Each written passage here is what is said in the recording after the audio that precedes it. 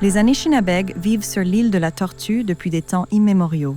On l'appelle l'île de la Tortue parce que la Terre a été créée sur le dos d'une tortue. Et l'Amérique du Nord, telle que nous la connaissons, ressemble à la forme du dos de la tortue.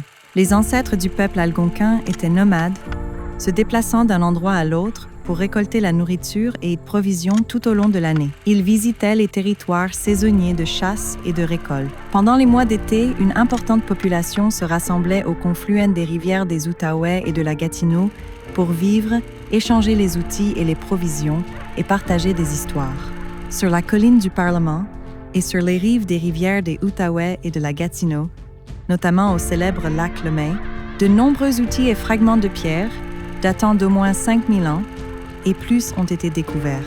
Kitigan, Zibi et Maniwaki sont une route principale, et de nombreux Anishinaabeg ont campé dans cette région alors qu'ils se dirigeaient vers les grandes zones de rassemblement d'Ottawa et de Gatineau.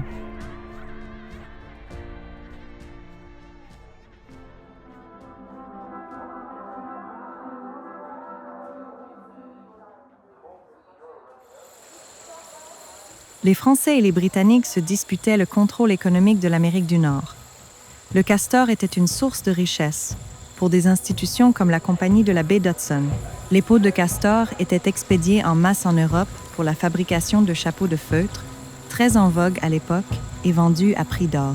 Les explorateurs et commerçants français arrivèrent dans les années 1600, empruntant la rivière Gatineau, un affluent de la rivière des Outaouais, comme voie cruciale pour la traite des fourrures. Dans la première moitié du XIXe siècle, les Algonquins de la mission du lac des Deux-Montagnes, sous la direction du chef Paquinawatik, arrivèrent dans la région de la rivière Désert. Peu après, en 1832, la Compagnie de la baie d'Hudson les suivit et installa un poste de traite à l'embouchure de cette rivière. Les relations commerciales étaient alors mutuellement avantageuses.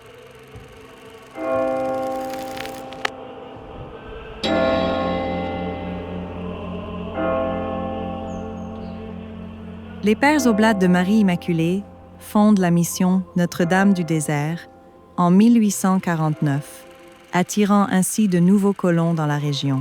La paroisse de l'Assomption de Maniwaki est fondée en 1851 et la région prend le nom de Maniwaki. Le chef Paquinawatik se rend à Toronto pour demander que des terres soient réservées où son peuple puisse s'établir en paix. Sa demande est acceptée et la bande de la rivière Désert est établie en 1850 et un est délimité en 1853.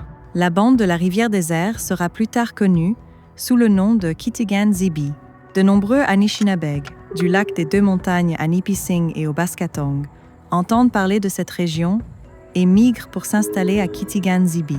Certains Algonquins embrassent la foi, mais beaucoup ne la rejoignent pas. L'objectif était de sédentariser les Anishinaabeg et de décourager leur mode de vie nomade, mais de nombreuses personnes choisissaient de retourner sur leur territoire traditionnel pour récolter leur nourriture et leurs provisions.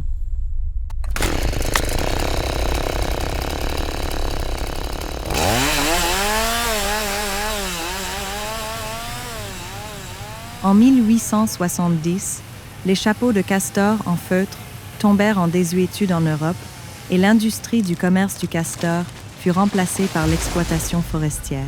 Le bois était coupé et flotté sur la rivière jusqu'aux scieries d'Ottawa, où il était transformé et vendu. L'industrie du bois devient la principale source économique de Maniwaki.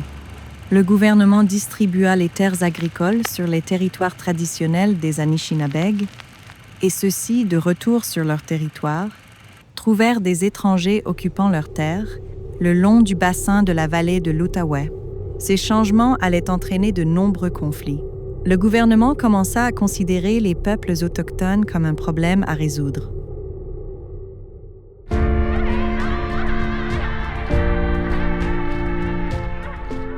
En 1867, l'acte de l'Amérique du Nord britannique est adopté, accordant au gouvernement l'autorité exclusive sur les Indiens et les terres réservées aux Indiens. En 1876, la loi sur les Indiens est promulguée, accordant au gouvernement un contrôle accru sur la vie et le bien-être du peuple Anishinaabe. Par l'intermédiaire de la Gendarmerie royale du Canada, Le gouvernement est autorisé par la loi à arrêter et à emprisonner les Anishinabés qui ne s'établissent pas dans les réserves désignées. Chaque réserve est administrée par un représentant du gouvernement, l'agent des Indiens. Les Anishinabés vivant dans ces réserves ne sont pas autorisés à quitter les lieux sans le consentement écrit de l'agent, sous peine d'être arrêtés par la GRC et emprisonnés. De nombreuses lois inscrites dans la loi sur les Indiens suppriment l'identité culturelle des peuples autochtones du Canada, notamment interdiction de se rassembler en groupe de plus de 10 personnes même dans la réserve,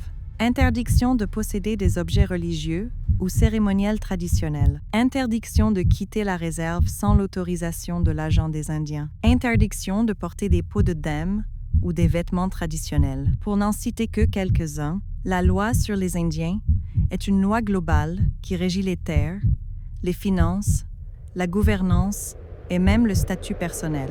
Bien que des modifications aient été apportées à la loi pour alléger certaines des lois les plus répressives, elle existe toujours.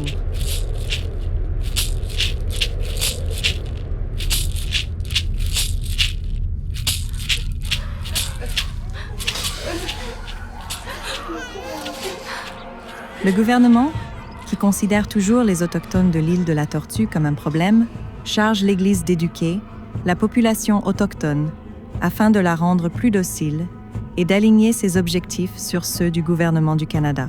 Le système des pensionnats indiens est créé. En vertu des lois de la loi sur les Indiens, de nombreux enfants sont arrachés de force à leur foyer et emmenés à des centaines de kilomètres de là, dans des institutions créées pour tuer l'Indien en l'enfant.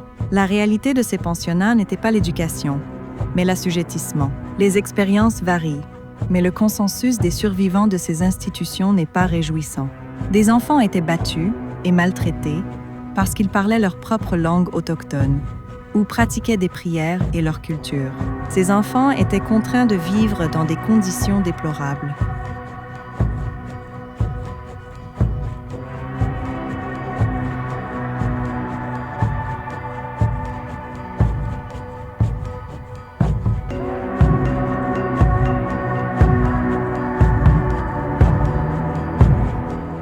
Trouver une citation de l'inspecteur qui a ordonné la fermeture de ces établissements.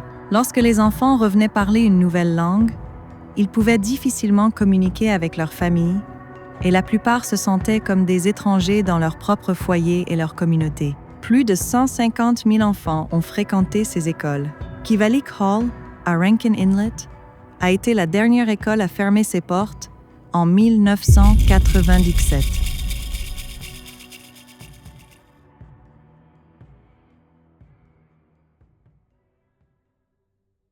Les profondes cicatrices laissées par l'héritage de l'Église et du gouvernement sont qualifiées de traumatisme intergénérationnel.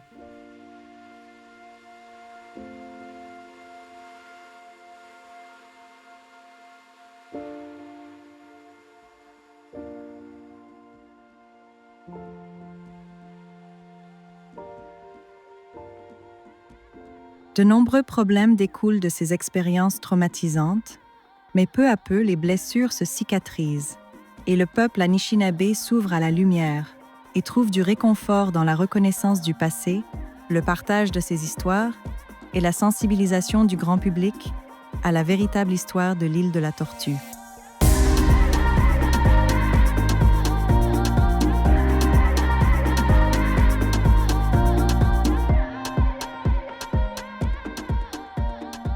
L'éducation est la clé. Des personnes comme vous qui regardent des vidéos comme celle-ci, pour mieux comprendre la situation, nous permettront d'avancer. La Commission de vérité et réconciliation, CVR, a été officiellement créée le 1er juin 2008. Elle a mandaté la documentation de la vérité sur les conséquences du système des pensionnats. Grâce aux témoignages de survivants de l'établissement des pensionnats, la CVR a joué un rôle essentiel dans l'éducation et le partage des réalités de l'héritage laissé aux peuples autochtones. La CVR a formulé 94 appels à l'action pour améliorer la vie des peuples autochtones partout au Canada. Ces appels à l'action portent sur la protection de l'enfance, l'éducation, la langue et la culture, la santé, la justice et la réconciliation.